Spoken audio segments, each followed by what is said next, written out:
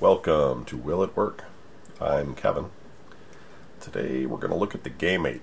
This is, if you've been following the list of my game console collection, which is pretty exhaustive. We're probably over a year worth of consoles at this point since I show one a day. This is the last mainstream handheld that I was missing in my collection.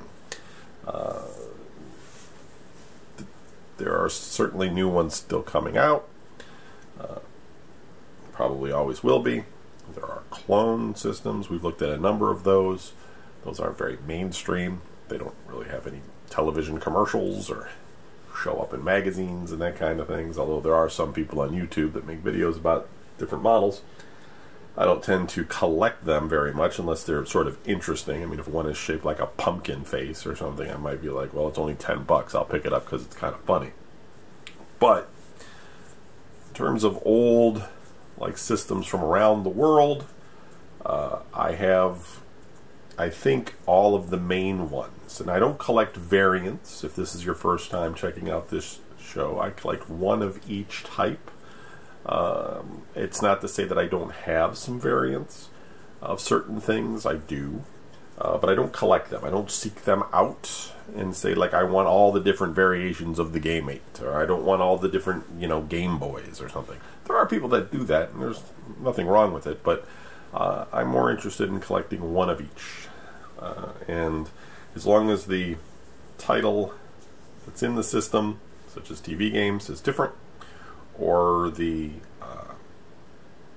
unit itself has a different feature that enables it to play different games, go with that. Or it's got to be somewhat architecturally interesting, like early Pong systems, which all had very radical designs, which I find interesting. Anyway, so this is another one of those, you know, hey, we can make a Game Boy 2 with LCD, and none of these things ever really turned out that great. This one was kind of sold, from what I know, it was kind of sold all over the place. I think it was mostly sold under the Gamate brand. It's not like the hard tongue, as they call it, Game Master, which we looked at earlier, and there was discussion in the comments of that one about its origins, etc. So according to the Wikipedia, which isn't always on the ball, but it says that the Gamate was also known as the Superboy, or that's how it's, you know, translated in Pinyin in Taiwan, or Super Child Prodigy in China. It's a handheld game console manufactured by Bit Corporation in the early 1990s. Released in Australia, some parts of Europe, Asia, Argentina, and the United States. The only emulator that supports it is MES. Over 70 games, not all dumped, are known to have been produced for the system. It says here, the Gamate appears to be the first of the many handheld consoles released in reaction to the success of Nintendo's Game Boy. And there's an ad here, and it shows it's selling for £60 or sterling or something. It was originally released by the Taiwanese company Bit Corporation in conjunction with local distributors around the world. And so this is what we've seen with Pong systems. A manufacturer comes up with the system and then offers it to different companies for their own branding, and they brand it themselves and sell it that way. But we have seen, you know, with some game systems that were doing this, that they would tend, not always, but tend to use the name of that the manufacturer had given it, so that when people went out and bought games, they knew which ones worked and which ones didn't. Now, that's not always the case. You know, some companies had a different name, and wanted the games to be, you know, specific to their system. And then, of course, if you go back far enough, we have ones that, you know, change the design of the cartridge port so that they would only work with certain games with certain systems. Even though the systems were identical internally and the games worked on either system, you had to have the right cartridge design to fit into the port. Yeah. So anyway, nothing too special here. Let me take it out of the box. I don't think I have any rare games. I did import this. This comes up on eBay every so often. Some people actually use the screens on this for they like when there's like something they want to fix. I don't know if it's like an original Game Boy or something, or I don't know what system it is. They'll actually take these and take the screens out. But I think they're getting less and less common. I don't know if people want to do that anymore. I mean, I guess it all depends on where you live. Yeah, I had to import this from, this one came from France. And it might have been Italy, and it took a long time to get here because the U.S. mail system is, well, not the worldwide mail system is all screwed up because of COVID, I think. Sometimes you get things, people send things by boat instead of airmail too, and that's okay. So I have the little phone here. It doesn't have an adapter or batteries or anything, but here, let me put it out here.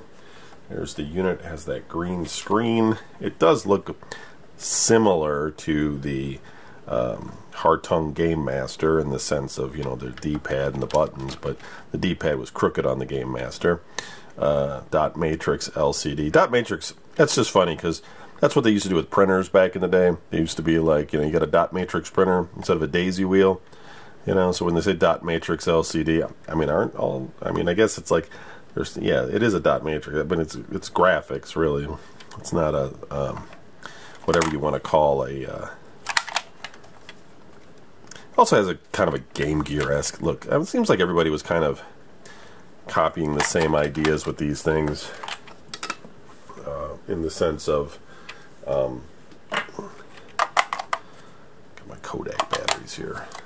Does Kodak actually make batteries? Is that a thing for Kodak? Is Kodak still around? It used to be such a big company. It used to be such a big company back in the film days. If you had a job at Kodak, you were making some money. Not no more. Polaroid, Kodak. They might still be. I mean, there's still film out there. I don't know. Okay. We got a little manual here for Brick Blaster.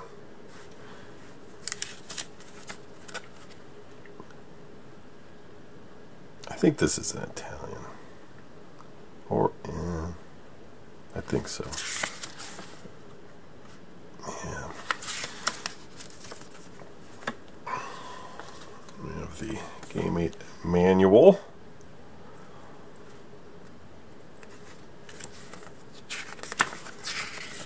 It's like a little flyer thing. We've got 3 games. We've got Cosmic Fighter on these hue cards, which is kind of cool actually for the time that they put these on these hue cards and not just your standard microchip onto a circuit board type of thing. Brick Blaster. These come with these little rubber sleeves to put them in. And we have Tennis. Probably none of those are particularly rare. I'm sure Brick Blaster probably came with it or something, or Tennis did. And then Cosmic Fighter sounds pretty like something everybody had.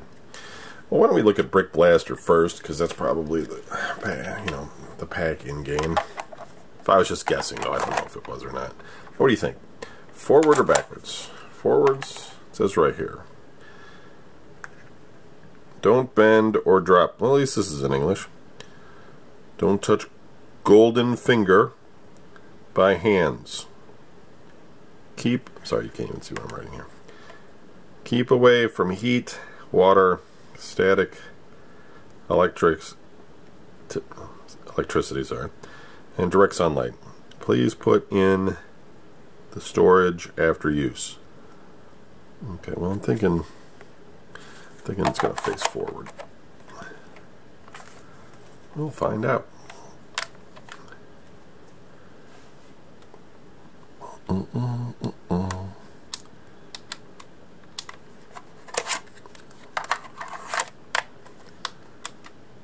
we go. Got it on wrong. All right, I'm going to shut off the top camera. Hopefully we can still see what's going on here. Let me look at it. Ooh, that's loud. Let me turn that down.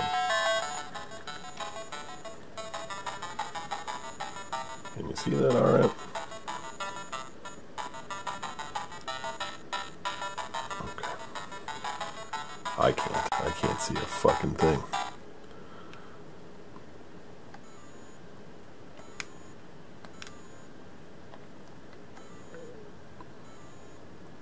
Okay, I can't see anything. I'm going to have to turn this light back on. I literally can't see it. I'll try to get an angle though. We can both watch it. Alright, that's better.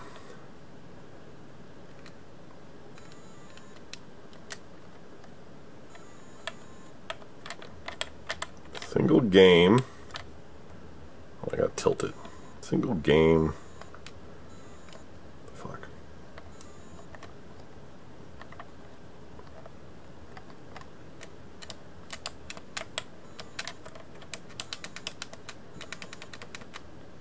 Maybe the button doesn't work. Alright, hold on. Alright, I had to turn it on and off. Stage 1. Stage 2.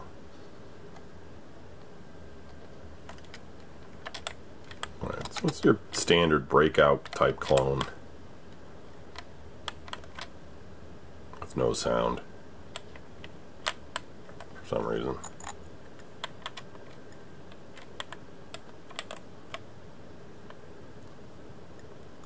There's a little bit of sound.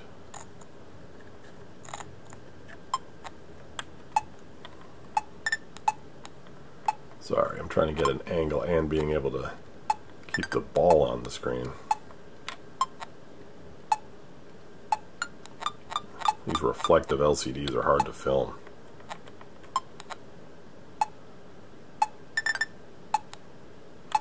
So the resolution isn't too bad. Let's look at this Cosmic Fighter.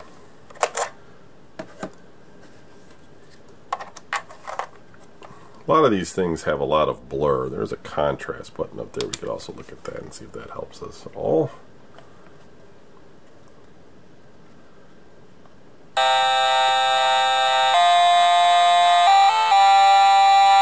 Ooh, that's loud. Sorry.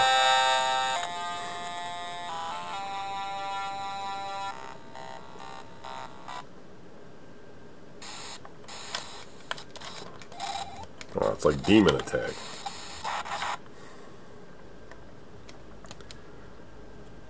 So yeah, so like is typical of these things, it's a bit blurry.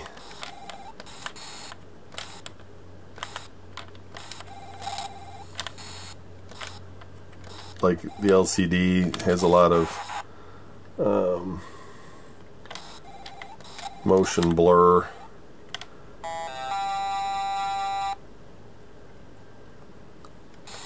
Nintendo managed to, they had a 2, but they managed to do some tricks or something. Maybe they just had better LCD screens to make the Game Boy tolerable with that. This isn't bad either, to be honest. But that's probably the games themselves.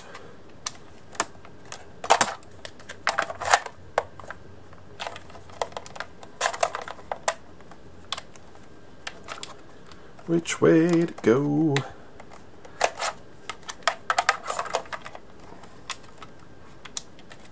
It's not like tennis.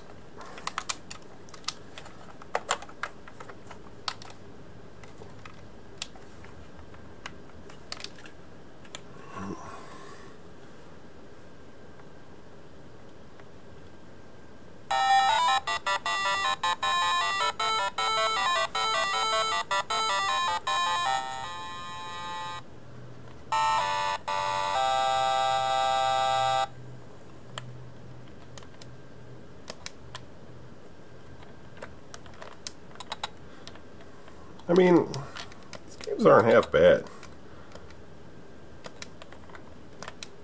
To be honest, we've been doing so many of these.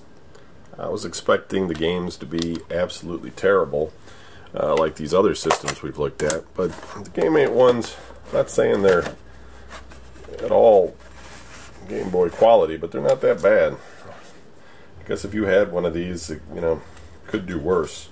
I think the one thing, though, about a lot of these systems, and of course I don't have all the games, but, you know, a lot of the games that they would make for these things were very throwaway kind of titles, like, you know, just arcade style, like rack up a high score kind of thing and go from there.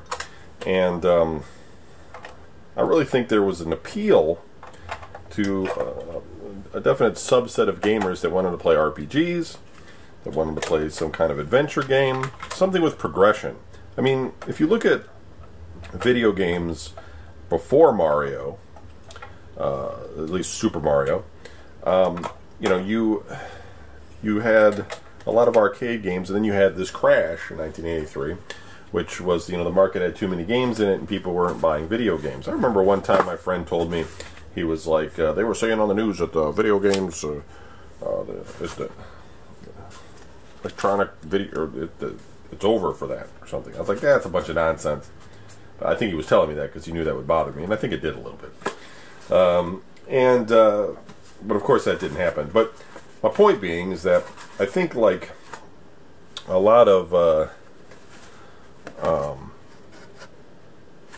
games were kind of dying on the vine because every time you went and bought a game, it was relatively the same. Now, there were some adventure games on the Atari 2600 and the Intellivision, you know, Indiana Jones, and there was there was Dungeons and Dragons and things like that.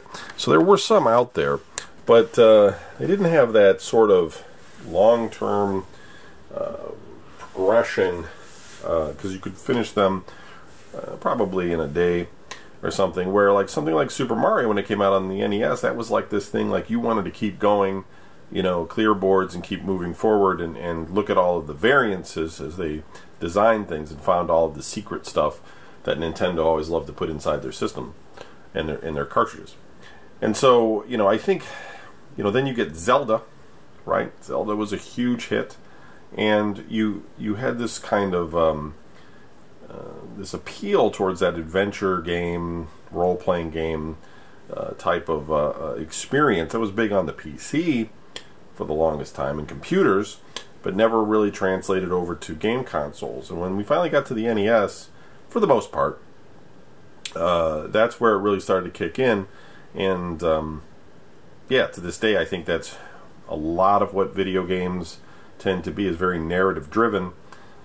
You know, multiplayer games remain playing variations of tag, really, in Fortnite, Call of Duty, and everything. You're just, you know, running outside and tag, you're just using a gun to do it, you know.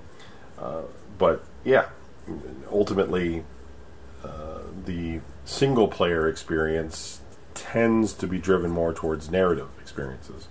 And so I think a lot of these systems were just kind of throwaway. And also in the sense of, while they did take cartridges, you know, you could go out and buy very inexpensive, like those Tiger Electronic LCD handhelds. And a lot of those, the Nintendo ones, Game & Watch, a lot of those had really good gaming experiences. Not all of them, by any means, but many of them were engineered in such a way that they were fun to play. And, you know, and relatively inexpensive. And so there wasn't a lot of reason to go towards something like this, or a Game Master, or a Microvision even, you know, because it didn't have that narrative-driven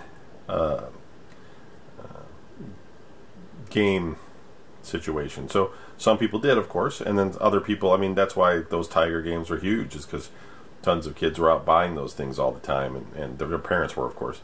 And it was more inexpensive than trying to keep up with something like this. But of course, you know, Nintendo, Game Boy comes out, you know, huge hit. Everybody, you know, locks on, and a lot of other companies that come and release, like take the Atari Lynx, you know, lacking that RPG experience, that Zelda type experience, that progression that Mario offered, ends up people get bored with those systems very quickly and don't buy any further titles for it. That's not to say that people don't play sports games, they don't play action games. You know, they do, and those do sell, but it seems to me that, like, if you're trying to reach those people that want a deeper experience with their gaming, you're missing something if you don't include that type of title. Gamate. It works. Works rather well. And it's definitely a keeper. I'm not going to take the screen out and put it into something else like some people do. We'll just keep it as it is. Thanks for watching. We'll see what the future holds for handheld systems. If there is... There are portable systems, let me just quickly say, that I don't have, such as the Adventure Vision. I could get one. I could have... There were 2 up for sale in the last year. I could have dropped the dollars to buy one. They're not particularly rare. I do see them come up every so often. If a really nice one comes up, I might drop the dollars for it. It would be very expensive, but I could do it. It's just the ones that I've seen haven't been great, and I don't know. I'm not that interested in it really. You know, it's just like a toy. It plays 4 games, and people want, you know, $3,000-$4,000 or more for one of those systems. It's not appealing to me. But it is technically a portable system like this. It runs on batteries, has a screen, has a control, takes cartridges. So that one I don't have when it comes to mainstream systems. And there may be some more modern commercial systems, for instance, that probably are running some sort of, you know, NES on a chip that has unique IP, and we'll probably take a look at that at some point as well. But this is the last of the unique systems that I was really missing in my collection that was well known, at least among collectors, and now I have it. So, cool. Thanks for watching. I'll see you on the next video.